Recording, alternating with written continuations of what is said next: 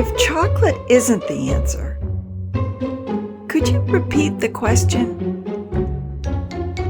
Hello, I'm Pat Coakley, and welcome to PODSNACKS Art of the Diet, the weekly podcast that each week tries to ask the right question about how to maintain a significant weight loss. You can access all the episodes on www.artofthediet.com. Hey, this is Pat Coakley and episode 140 of PODSNACKS Art of the Diet.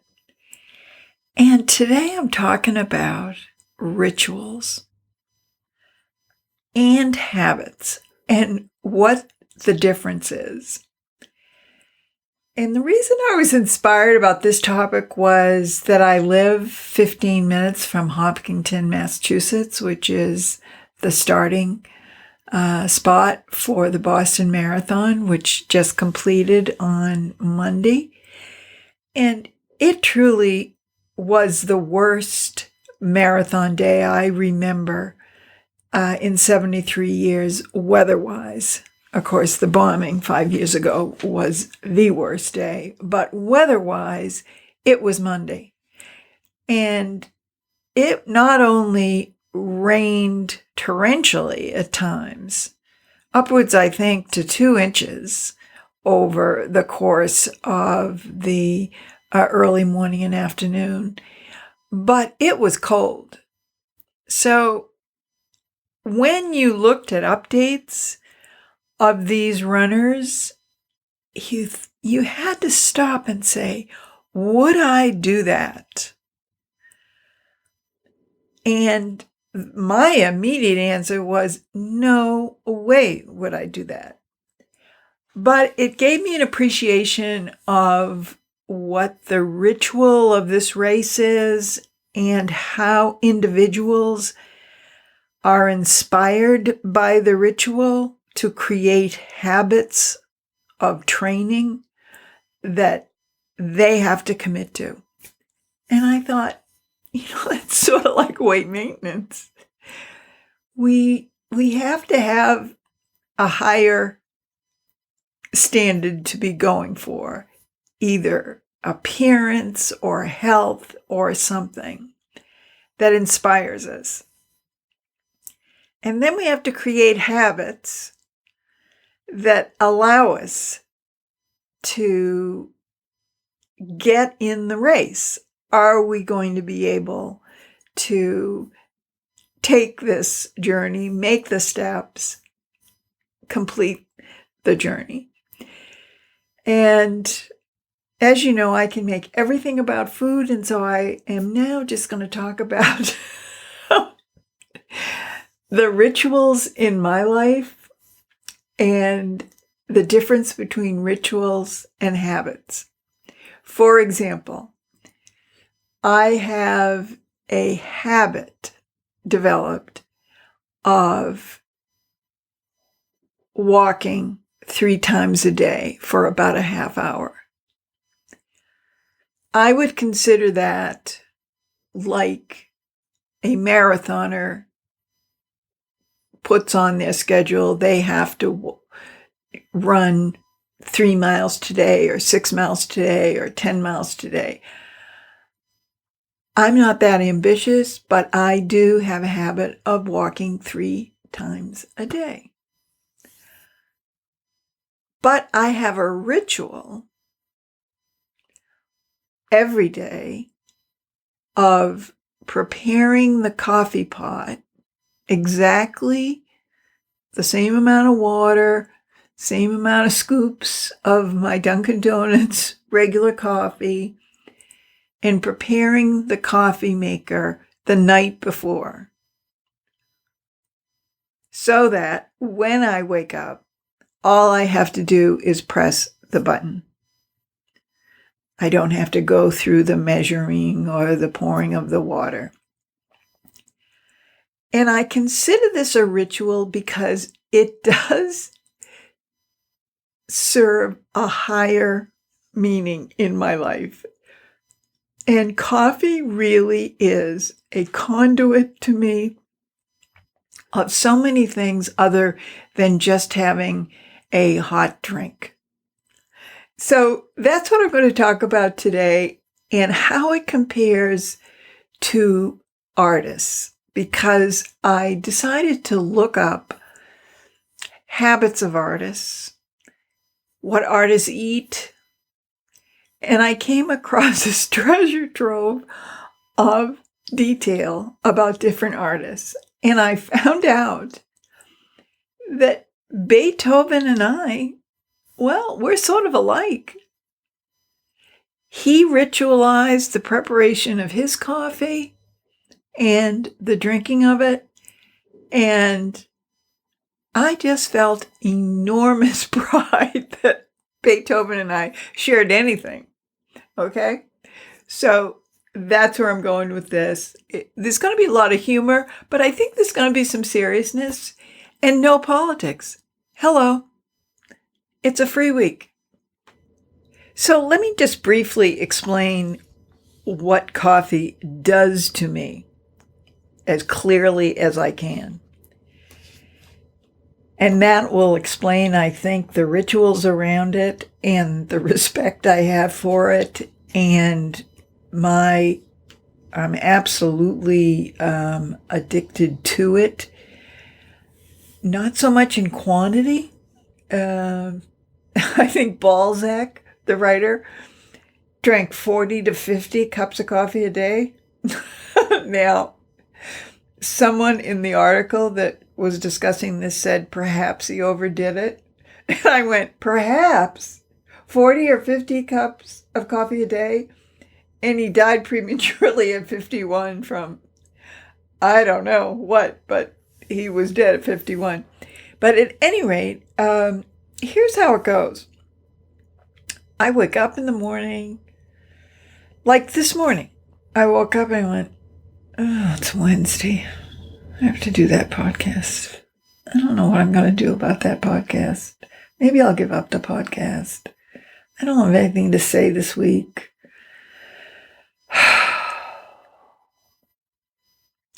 Then I get up and I go and I press the button on the coffee maker. Come back, do a few things. Go back, get the cup of coffee. Come back. I listened to Stephen Colbert's interview with James Comey on YouTube. And then I notice, I think the podcast is going to be about how I love coffee. Gone was, I'm not going to do the podcast. Ugh, I don't have anything to say. Boom. All of a sudden, I'm in a bit of a groove.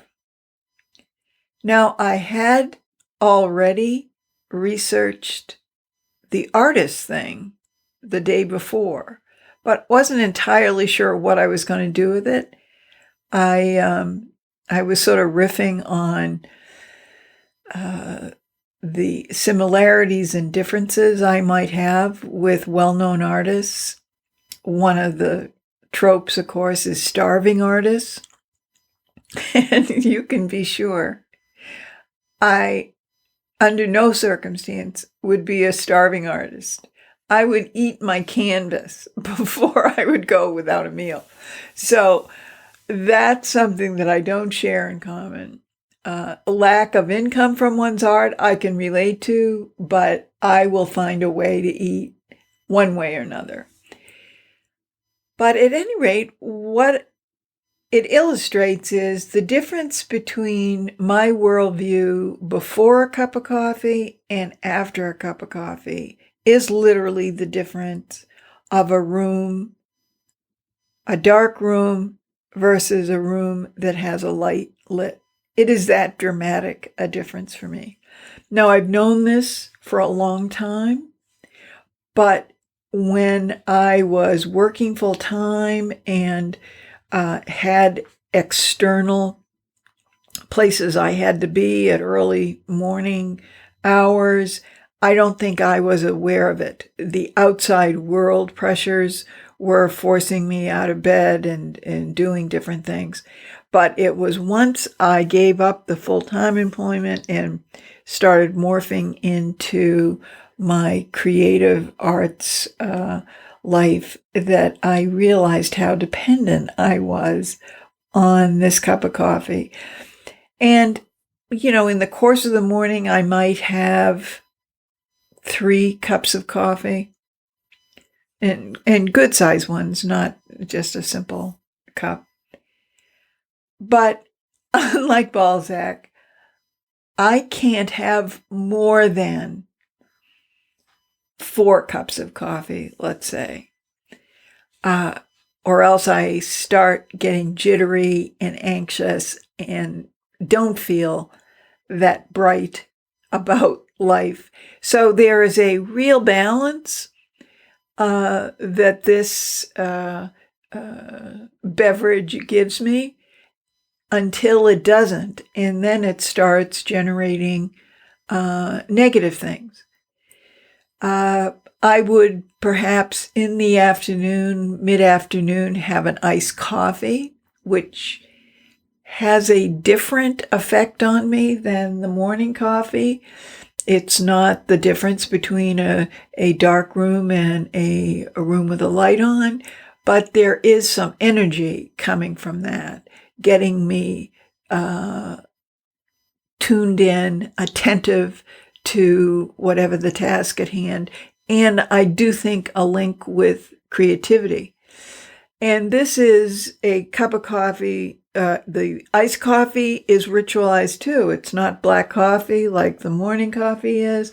It has milk in it, but not too much milk, and no sugar. On days where I am literally dragging myself around from lack of sleep or no sleep or whatever, maybe I'll have 1 sugar, but the sugar is not the component for me. It is the caffeine, and in the afternoon, it's muted a bit by the milk. So the reason I go into detail is that there is very little in my life that is as predictable as this coffee consumption. Now, I imagine other people may feel the same way about their tea. I don't know. I do know that the fellow that was doing the researching on the rituals of artists and what artists eat and drink did not find as many tea drinkers who were as ritualistic and needed their tea as much as the coffee drinkers did. So I don't know what the case is, but I know that tea in the morning has never done what a cup of coffee has done. And it's not all coffee either, P.S. Certain coffees, like if I have a Starbucks black coffee, like the regular Starbucks, I'm like over the top with 1 cup. So I always have to go lighter. And so I have given this a great deal of thought, and there's a great deal of specificity to this. And when we lost power during a couple of the storms we had this winter, the only thing that I absolutely needed to have, and this includes heat, okay? Because heat went when you lose power in New England. I had to have my coffee. So before each storm, I made a whole thermos full of my coffee. I didn't have the ritual or the indulgence of just having a power on so that I could press the button, but I had to have the coffee. And so I'm very aware that my survival depends on this cup of coffee. And it's not a basic survival, like you have to have water and you have to have protein and you have to have some fruits and stuff like that. It is a attitude that I need to have. The I can face this world attitude, which I presume is what a lot of people feel about their alcohol or drugs or person that's in their life, that they need that person in order to go on, or they need that drink to go on, or they need that drug to go on. I'm pretty sure I need this coffee to go on. Now, theoretically, I know at different times you can't drink coffee in the morning for certain medical tests and stuff. I know I can still put one foot in front of the other to get certain short-term things done, but long-term, wow, I really question whether I have the wherewithal to do it. I would like to think that, like most everything else, you can get used to not being able to do things that you were able to do before, and that you find a bridge to being hopeful about life and having a can-do attitude without a certain drug in your system. But right now, I'm telling you, I need that coffee. So at this point, I'm wondering whether you can identify in your own life things that are that central to your sense of well-being. Regardless of whether the outside world would approve, do you have certain foods, beverages, behaviors that you feel you have to have every day in order to put one foot in front of the other in your best possible way? I know that the marathoners had to be drawing on a larger purpose on Monday in order to get 26 miles from Hopkinton to Boston. And I also feel that anyone dealing with a weight problem has to have some of these similar qualities. They have to focus on something more than just the food pyramid. They have to focus on something more than just what the points are in foods. They have to focus more, or at least have some energizing, motivating, higher purpose to them taking control of their eating habits and their body, to give the fuel for this day-to-day struggle, because that's what it is. Some days are easier than others, and I bet you people training for the marathon would say some days their training runs went by much faster than others. And so I think there is a similarity in trying to adjust to this marathon race that honestly we don't have an endpoint. There is no 26 miles to it. It is just we are on it, and we are on it forever, the majority of us. And so drawing attention to what in our lives we think are absolutely important.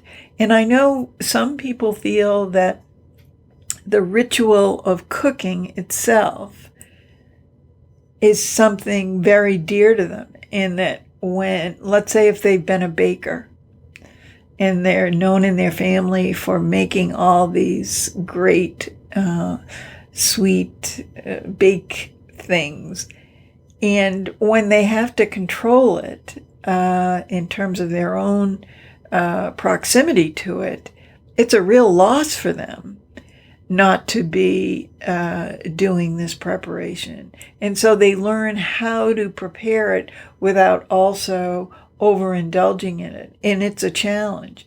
But I point it out because I think that's a ritual, being a cook, being known as a good cook. For myself, this past week, I didn't do any great cooking things. And I did miss the ritual of preparing and getting things ready and having things that were interesting in the fridge. And I realized that was a ritual that I had developed 10 years ago when I first lost this weight permanently. I'm saying permanently with air quotes.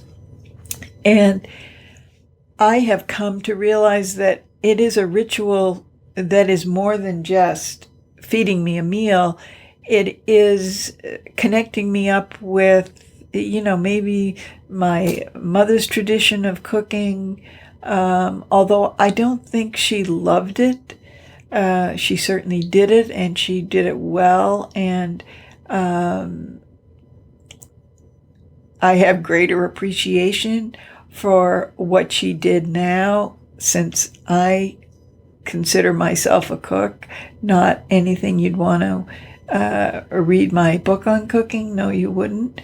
But I do feel it's a ritual that connects me up with something more than just feeding myself. And I bet you all who are listening to this, if coffee isn't your thing, you might have something else, some other food or drink that you really need to factor in to your life some way or the other. I can remember a Weight Watcher leader talking about M&Ms and how she simply was not going to live without them, but she was going to factor them in. And if I remember correctly, maybe Saturdays was a day that she would allow herself to have some of them, or that ice cream was going to be a daily food thing that she had to have it. And of course it was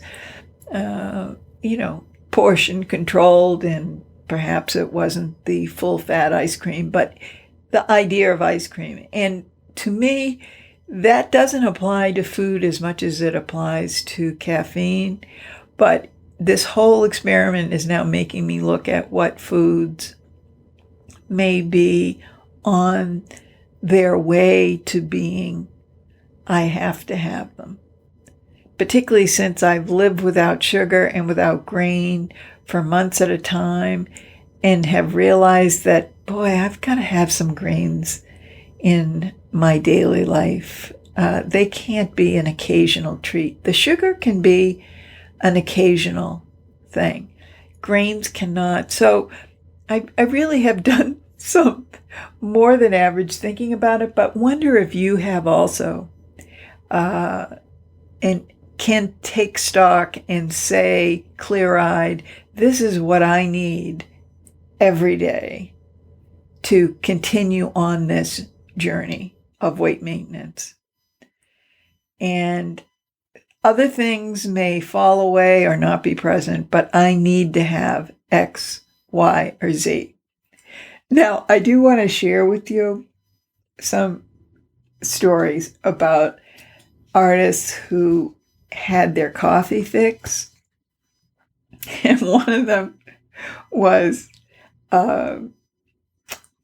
David Lynch, the filmmaker, Blue Velvet. Remember that movie? Oh my God, Blue Velvet. At any rate,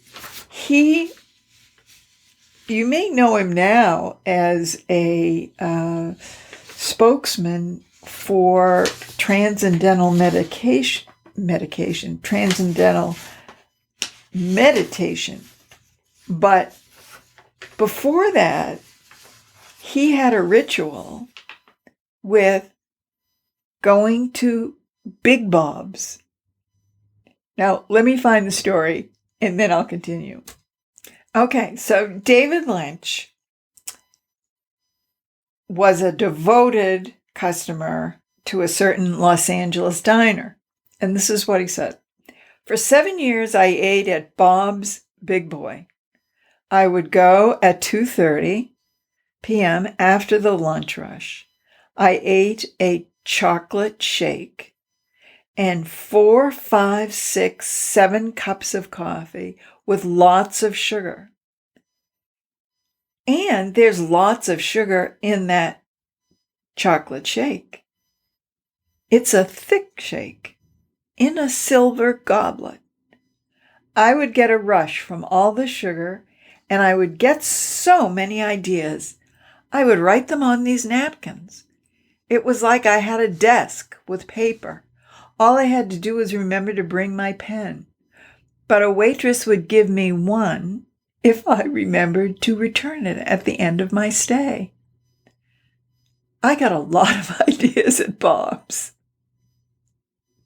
So apparently he's into meditation now, so maybe Big Bob's or Bob's Big Boy doesn't see as much as David Lynch.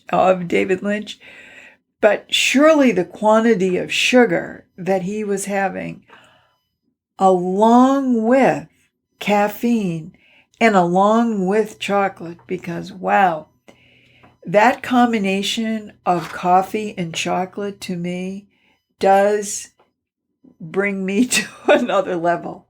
I have the ringing in my ears, and honestly, I think I can penetrate the secrets of the universe with that combo, which is why I honestly don't combine them often. Anyway, here is Beethoven's preparation ritual for his coffee. He determined that there should be 60 beans per cup. And he often counted them out one by one for a precise dose. Now, can you imagine? Now, I do 6 tablespoons of coffee per pot.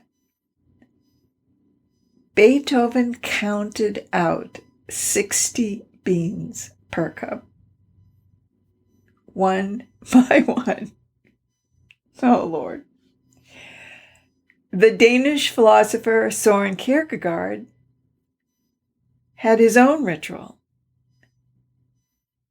He seized hold of a bag containing the sugar and poured sugar into the coffee cup until it was piled up above the rim. Next came the incredibly strong black coffee, which slowly dissolved the white pyramid. Then he gulped the whole thing down in one go. Now, what's interesting to me about these two stories is that their caffeine is absolutely attached to sugar, and mine is decidedly not. And I can only give thanks that my addiction doesn't also include this amount of sugar or having chocolate accompany it. Because I think my weight maintenance journey would really be on the rocks several times a day with that. Now, I don't know whether you're identifying with any of this, but I did have a sobering thought after reading what Balzac, now remember Balzac was the one who drank 40 or 50 cups a day and died prematurely at 51. His quote about coffee is this: many people claim coffee inspires them, but as everybody knows, coffee only makes boring people even more boring. So I'm going to leave you with that because, I thought it was inspiring this morning after my first cup of coffee, and I said, I'm going to do this podcast about coffee. And it's going to be great. And I'm hoping it has some degree of interest to you. But after reading this Balzac quote, I thought, maybe I'm thinking coffee has made this boring topic even more boring. But so be it. It is the topic for this week's episode. So talk to you later.